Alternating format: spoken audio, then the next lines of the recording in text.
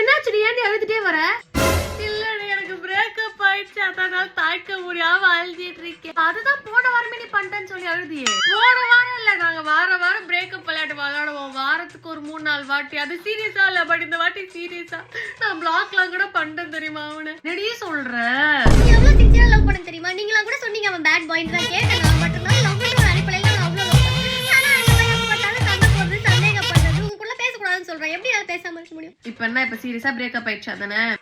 அப்படி பாக்காதடி, நானே பிரேக்கப் அர்த்தத்துல வந்திருக்கேன். இதெல்லாம் ஃபர்ஸ்ட் டைம் கேட்கணும்னு நினைக்கிறியாடி? வாரத்துக்கு ஒரு வாட்டி கேட்க வேண்டியதா இருக்குடி. பேசாம என்ன பொண்ணு இருக்குடி 2 பேரும் சேர்ந்து லவ் பண்றன்ற பேரு.